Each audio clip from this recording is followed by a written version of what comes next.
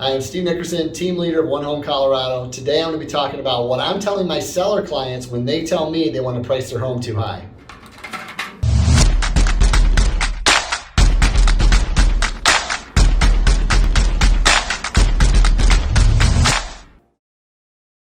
Right now in the market, I have a lot of seller clients that think because the market's so good and they know it's in their favor, they want to start at a really high price. And I think it's the wrong strategy, and here's why. So buyers buy on emotion, and price is a big part of that emotion.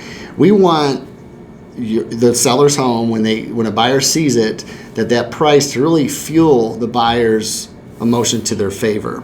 And so what happens if it's too high, the buyer's initial judgment, it could be off.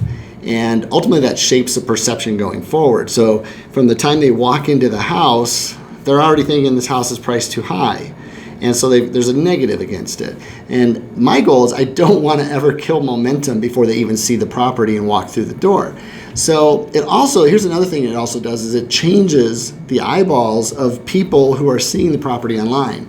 So if you price it too high, it actually takes it up a bracket. And those buyers have different expectations in that price point, and that house may not meet those expectations.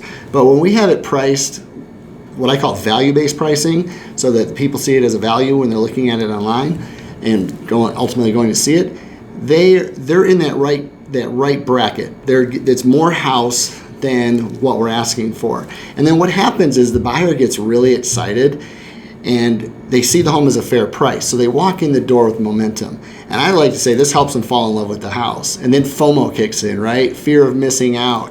And when that happens, we have an emotionally charged offer, which as a seller you want. You want the buyer in love with your house, willing to do and say and pay whatever it takes to get the house. And then we've got multiple offers, and then it's my job then to discern, which offer is going to hold up. And I just find when we have a value-based pricing, people are in love with it, it's emotional, we get more offers. When it's too high, what happens is it becomes a race to the bottom and they have to drop the price in order to get to where they should have started.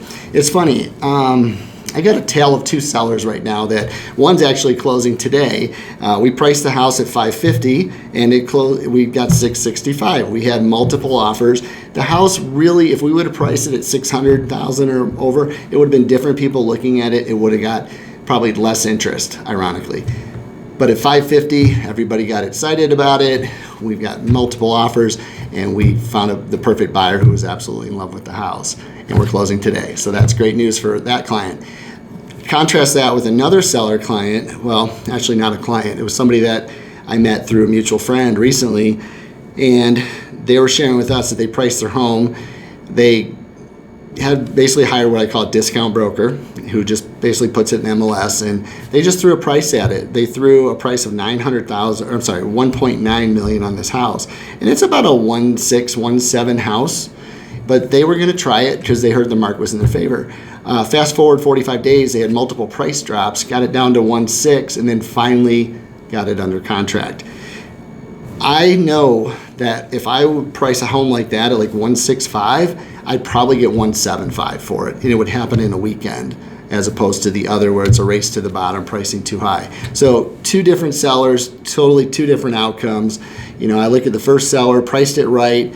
The advantages were they went under contract fast, had a great buyer, pretty smooth sailing to the closing table. Contrast with the other one, priced it really high, on the market a long time, have them keep the house clean, scramble around, move the kids, move the dog, and get people into that house whenever they want to show it. So they went a month on the market in this market, and they had to drop. So it was a very frustrating process. So I really think price is the key. It's an emotional driver, and it really sets the stage on how we're successful going forward.